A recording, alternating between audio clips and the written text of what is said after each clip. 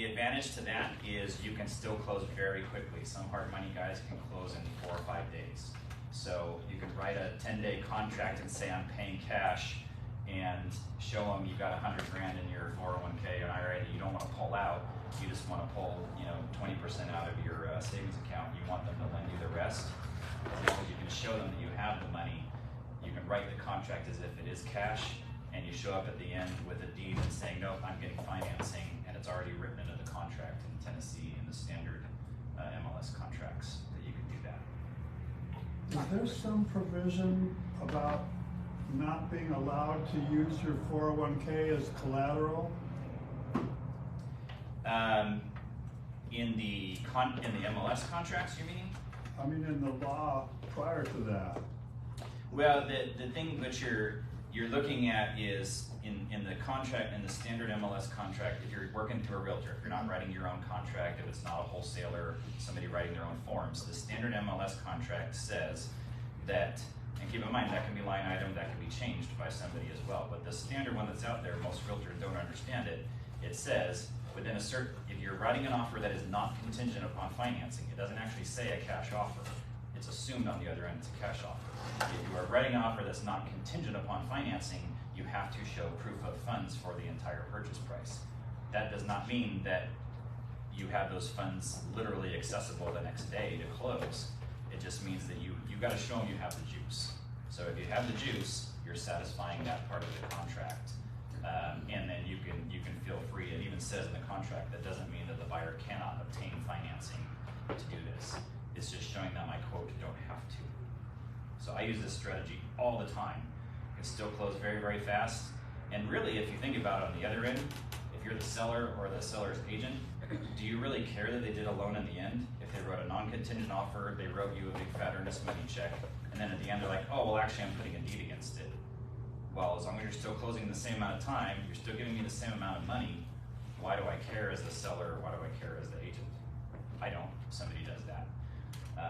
But even if they did, the contract allows you to do it. So the advantage of paying in cash in the beginning with this particular lender, and I know there's others that'll do the same thing, is then when you buy a property that's in poor condition and you want to improve it, traditional lending out there is going to want a 6-month to 12-month seasoning before you can refinance, and you don't want to be paying those 12% rates for that amount of time. So this particular lender has a program where if you pay cash, you do the improvements, and you show them that you've done the improvements, they will let you refinance in 3 months using a new appraised value versus having to wait the 6 to 12 months seasoning. And if you have to wait that, they can only refinance you for your original purchase price. So the ultimate goal is to get out of the property in the end with the least amount of money invested, but still having cash flow. So I have found the ability in doing it this way, where I can get sometimes all of the money back and still have a decent cash flow. Usually I end up somewhere in the 10-15% equity in there that I put in my cash, but I've refurbished the whole property, have a great paying tenant in there, and doing good cash flow. So other than that, what are other ways you can finance property? Owner finance. Seller carry. Seller carry. Owner finance is a great tool for a buyer. If you have a seller, especially an old tired landlord, that's like, oh, it's just, I'm only getting $600 a month, and I'm not, I can't raise the rent on these people. They just, I've become friends with them or whatever, but I just need some money back. It's like, well, what do you need? Well, I just got to pay off my car. It's totally negotiable between you and the seller. So I've done finance deals before where the guy's like, look, all I'm going to do when I sell this place is I'm going to put all the money in the bank, and I'm going to get about $3 grand a month in interest based on all that money in there. And I'm like, well, how about I'll give you 50 grand down and I'll pay you $3 grand a month until I refinance out of it. And he's like, well, sure. He didn't need 400 grand right away. He just needed a chunk to pay off his car, and then he needed some money in the meantime. We did a reasonable interest rate in the meantime. Then once I got the place totally refurbished, I wasn't on a time clock paying 12% interest. He was happy, I was happy, it was great. That'd be a tax advantage for the buyer too, because he wouldn't have, for the seller, he wouldn't have that huge chunk of cash that he'd have to pay tax on his income. He'd have cash flow to $3,000 a month. Sure. Yeah, he doesn't have to, if he didn't receive the whole 400 grand at once, he doesn't have to go pay capital gains on the 400 grand at once. He would pay it on the 50, and then as I make payments to him, he would pay it on it. And then, so if he's especially if you have a seller that's worried about taxes, if they're in a real high tax year, it can be a good strategy for them as well. They can split it up over years or whatever amount of time. So yeah, I know people that have done that just for that benefit as well. If they don't want to take that big lump sum. Especially if the way our tax system works, if you get over a certain amount of capital gains, then you pay an extra percent. So wanting it to be split up can be a big advantage as well. The other thing people are doing these days, it's come back into popularity, is assumptions and subject tos. So as far as to my knowledge, every FHA loan is assumable as long as the buyer can qualify. So when you're looking at a property on the MLS and you're talking with agents, and you can ask them. As a realtor, I can always see, when they got a loan, how much it was, and generally the type of financing that they have. If you're a super sleuth, you can actually do all that through the county records, but it takes some time and some doing, and you don't want to spend that much time just for the possibility. But why would you want to assume somebody's loan? Exactly. I'm working on one right now that I'm trying to do. I'll be closing it in about 10 days. And it's in Maryville, and they have a 4.25% interest rate. I'm paying more than I should for that property to buy that interest rate, because I know on the monthly I'm going to make $500 or $600 a month on it, versus going out and paying about the best I can get right now as an investment property is about 7.25%. I was about 99% that formal assumptions only owner occupied. Are you doing it as like sub to? It depends on, I'm talking about in that instance maybe for a client who's looking to buy. Yeah. But for the subject to, FHA and VA loans are generally assumable. VA loans are only assumable by a veteran generally. FHA loans would only be assumable by somebody as their primary residence. The subject to is where basically you're doing the same thing, but you're not qualifying and you're not telling the bank. Is basically what you're doing. And I advise if you're doing that, use definitely a title company that knows what they're doing, an attorney that knows what they're doing, and make sure that you have fully disclosed anything, any and all pitfalls, good, bad, whatever, to the seller of the property, because they need to know certain things. Number one, their loan is going to keep going on. It's going to keep reporting to their credit report. Number two, that may or may not help them in the future. It helps them because it's reporting on-time payments, but if they want to buy another house in 6 months, that debt still is reporting on their credit report, so they can't necessarily qualify for the house that they want. There's ways around it, especially if it's been 12 months and they can show, hey, this has been being paid all that time. Secondarily to that, you want to have a really good package that you're going to be sending to the bank. That's, one of my LLCs is called Super Props, and so the one that I'll send to the bank will say, hey, just want to let you know, we are going to be managing this property now for Jim and Mary Swanson. So our company is Super Props. The authorized person is Jonathan Harper. You're going to start, we are going to be putting tenants in this property, and we are going to be making the payments. So please change the address to this, and there you go. And in my experience, I've never had anybody call them a no due. I know it happens every once in a while, but it's very, very rare. Yes? In that case, are you putting that property in your LLC or into a trust? I'm putting in an LLC for myself. But you want to speak to an attorney for your own situation as to whether that's better or worse. I use a trust for my own personal things, like my personal home, my car, my bank accounts, and I use LLCs for properties. And then upon my death, the LLCs shrink up into the trust, is the way that I've been advised. But that is not any legal advice for any of you. Talk to your own attorney about that. Yes? Since you do it that way, do you change the owner with the bank, or do you just get an individual owner? Do I change the owner with the bank? The homeowner's insurance. So what I do is, most people don't know this, you can take out insurance on anybody and on anything.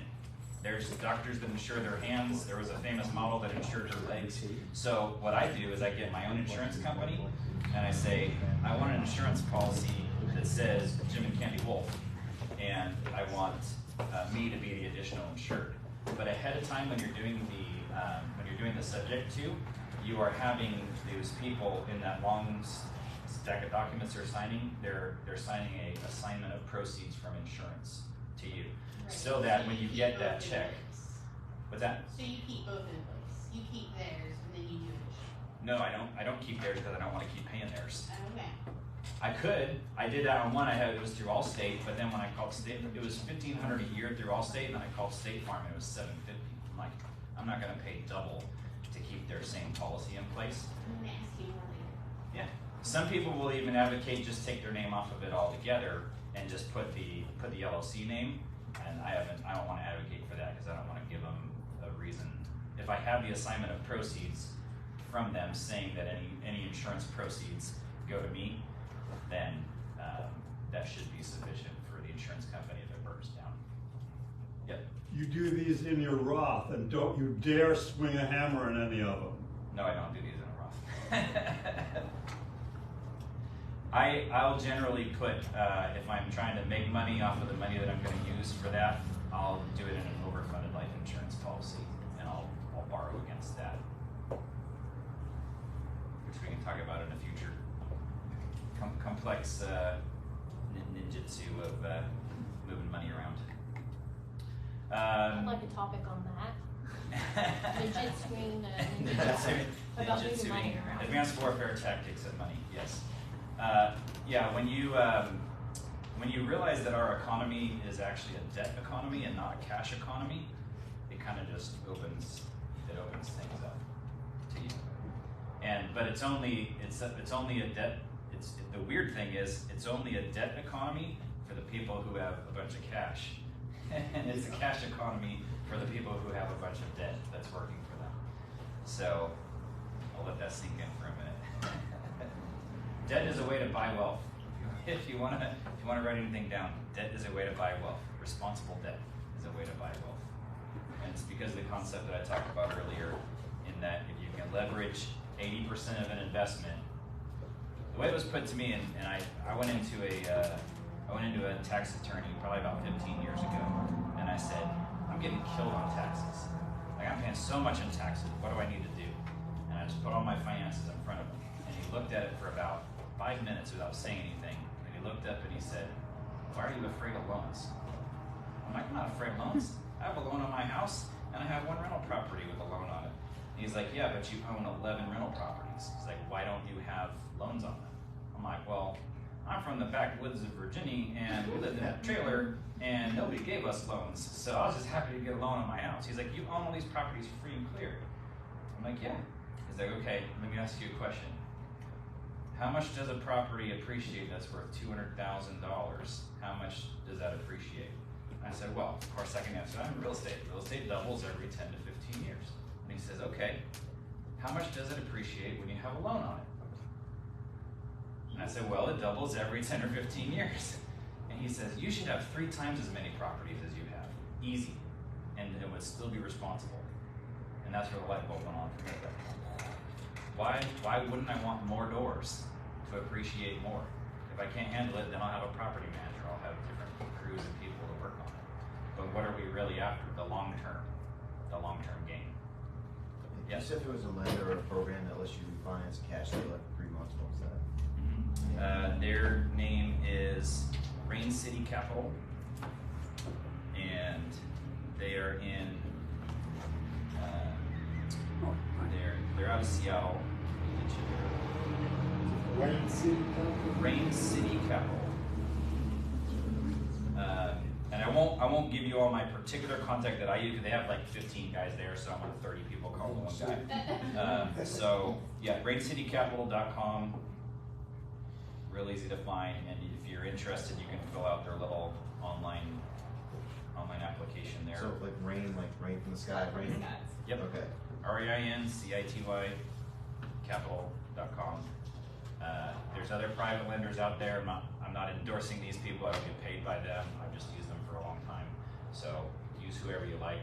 But there does exist 30-year fixed rate loans commercially that do not show up on your credit report that can be done in an LLC right now. Still funding. Yes. I have a particular deal right now that's under contract. It's go over the details, but I'm having trouble finding funding. I have a funding that I can take private money, but it's gonna be like $6,000 a month payment. Mm-hmm. So, does that make sense if you can keep it, it's just gonna be a flip, and I'm gonna keep it for 2 to 3 months. If I get a loan on it from the bank, it's gonna be like $70,000 down. So clearly I'm spending less. Mm-hmm. But if I get stuck with it, I got a $6,000 mortgage. Yeah, so there's other creative types of lending for, when you go to a private lender, you're not going to a bank. You're going to a guy with money or a group of guys that have agreed to get a certain amount on their money and have told this guy to lend it out for them. I mean, they're technically a bank, but they don't have the same rules that the bank does because they're not selling the paper. They're not selling that note onto somebody else. Anybody who sells the note onto somebody else will have rules because the borrower is servant to the lender. They will only buy a certain product, which means they have to lend within that product for them to get their money back to go and lend it again. So private money guys make their own rules, or they have even individual investors with them that are fine with higher loan to value, different percentages. This particular one will also do hard money construction lending. So they might charge you points and fees and 12% on, let's say this property was $200,000 and you're gonna do $100,000 in improvement. Well, they're gonna write a note against that property for 300 grand, even though it only costs 200 to do it. They're gonna take a deposit from you of your 50, 60, 70 grand. Then they're gonna lend you back your 50, 60, 70 grand as you are completing your project. And then at the end, when it's all fine and good and you go to refi, you have a note against it at 300 grand. So you can go and refi with another lender, and it's not even considered a cash out refi because you're actually probably gonna get less money than the 300. They're gonna make your payoff kind of tomfoolery in the background. So they can write their own rules in that way to make it favorable to you and to them. But the trade-off is they're gonna be charging you a lot higher interest rate, which actually, what's funny to me is even though regular interest rates have doubled in the last 2 years, hard money rates are pretty much the same. Yeah. If I were them, I'd be jacking it up to 15, 16%. The big question there is that a logical decision? I would say, let's they talk want about 7,000 down, 6,000 payment. Yeah. Versus 70,000 down. Well, it's the risk versus reward. You know, I mean, I'd have to know the numbers on your particular situation. We can talk after if you like, but there's always a trade-off. And the lenders always know where to set the parameters to where it's about even the risk versus the reward for them. So it's just about what's more comfortable for you. Other thing that I've really discovered and I'm working on lately is buy a property for cash, fix it up. You can make a note yourself, or just go find the private person that wants to make money on their money, but they're not in real estate, and say, hey, I bought this property for 100 grand, I put 30 into it, it's now worth 180. I know you came to me, you wanted to invest in real estate, we talked about it, and it's not really your thing being a landlord. How would you like to make 6.5% on your money? Give me 100 grand, I give you a note against my property for 100 grand, or 105, or whatever you negotiate with them. And I'm going to be making structured payments to you for 6.5% fixed. And whenever I pay it off or refinance, I do. But in the meantime, you're making money, and you know your investment is secure because the property is worth 180, and you have it secured against real estate, not Nvidia stock or Apple or whatever else. So that's another way for private financing, is just people who aren't even banks or whatever, but just people that want to make money. No qualifying, no appraisals, no credit report. It's an idea. Working on one right now. So get to a pretty high trust for someone to do that for you. And I know people that'll do it, they'll sell the note to multiple people. If somebody wants to invest in real estate, but they don't really have enough money, they've got 20,000. Somebody else has 50 and somebody else has 30. You can put them together, you can make payments to each of them. They can own percentages of the note, still secured against the property. If somebody doesn't get paid, they can foreclose and take the property. Other ideas? Any other questions about creative finance or other ways? So the financing company you're using, Washington, do they finance 80% or like certain percentage of the purchase plus rehab cost, or they do the over the appraised value? They will, in your permanent financing that you're getting to in the end, it's going to be based off of the appraised value. In the beginning, they're going to be, and this is going to be, because it's them making their own rules, it's going to be based on you, your experience level. If you're just walking off the street, you've never done a deal, they're not going to give you 90% financing or 85% financing. You're probably going to be more like 65, 35 until you do a couple projects with them. They feel that they're comfortable and they want more skin in the game that way. But on the front end, and if they're going to do a construction loan, they're going to do a little more due diligence and actually send somebody out to that property. And I've done 50 loans with them over the last 10 years, and so if I want money, they're just like, yeah, go ahead. We know you're good. Or they can also be creative in, let's say there's not enough value in their eyes in this property, but you own another property free and clear. They can say, okay, well, I'll give you 70 against this one and 120 against that one. Now go buy your property. So they're not limited by, generally, but they don't like to go over state lines, like on the same loan. That's really complicated to get a lender to do that, but within the same state, you can get a loan against 3 different properties if you want. No problem. On the commercial side, not on the residential side.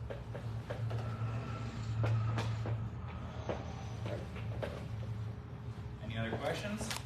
All right.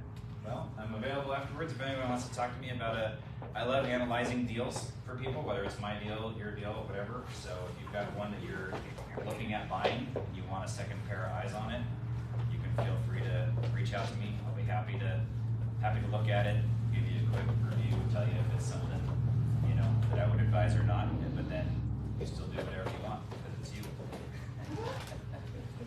Thank you so much, that was awesome. Thank you so much. Okay, I have a couple questions. I hope y'all are taking notes. It's time for a pop quiz, and I have prizes. First of all, does anybody have any deals to present? Anybody have any deals under contract that they want to let everybody know about? Seamus, you have a deal. There's another wholesaler. Who else told me you have a deal under contract? So you can both present those. I should have 3 by today. Okay, Seamus, you want to go first? You raise your hand first. Tell us what you got. I've got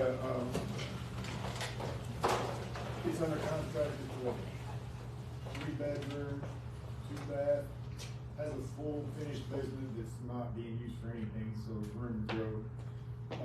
286 is the purchase price. It probably needs about 40 on the high end, and comps at like 425.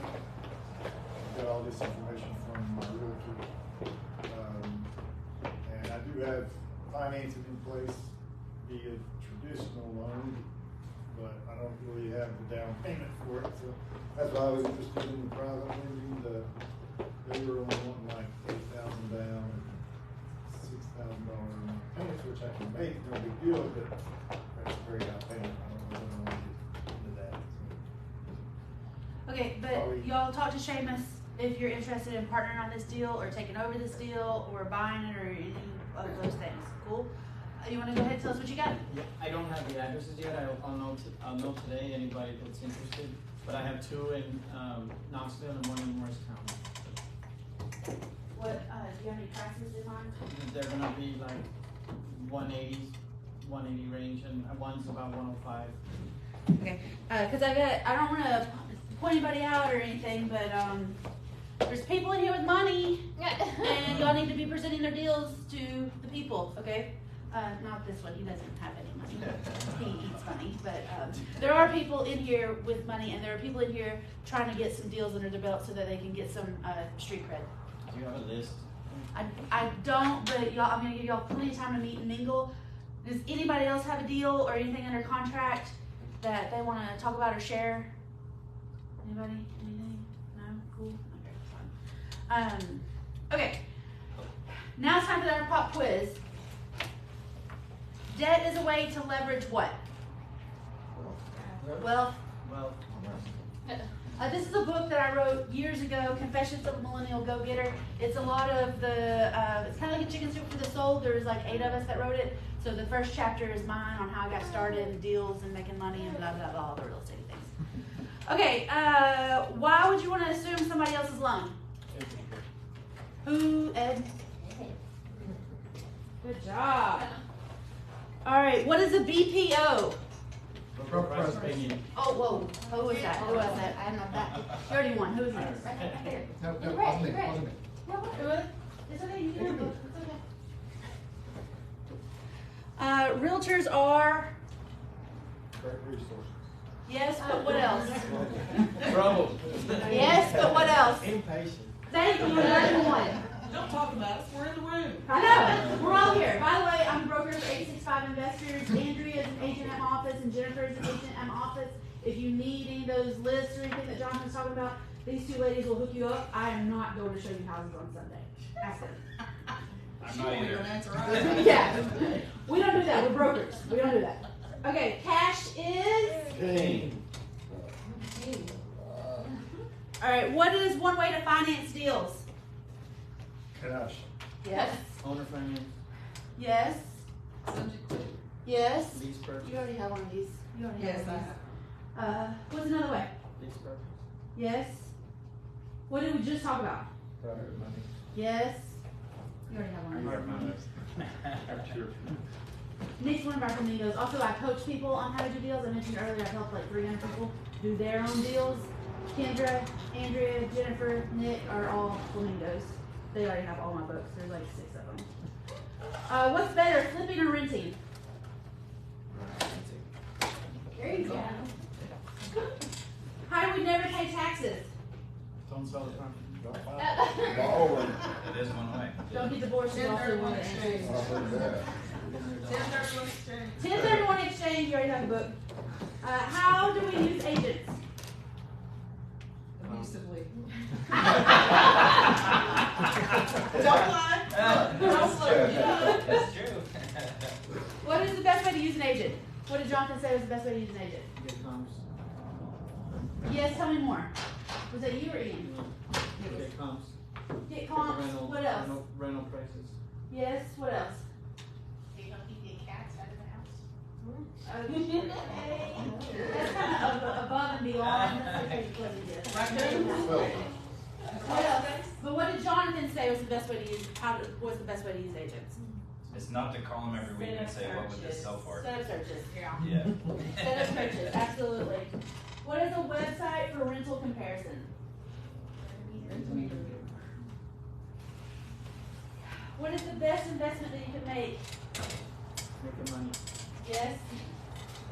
Real estate. Yourself. Real estate. Who said it? You don't count. Okay. When is our next meeting? March Say, 5th. keep saying it. Keep up. March 5th? I got one already. But, oh, you got one too. Oh, sorry. Okay. All right. Go past. Good job. Those are all the questions I have. Did anybody else have a question for Jonathan or me or Mason or anybody? No? Just questions for each other? I've got a question Oh, for Mason. yes. A question for Mason. Yes. He doesn't talk much, but I could probably help. No? Okay. All right. Well, y'all have a great month. We'll see you March 5th, 11 to 1 here at Cotton Eye Joe. Charlie.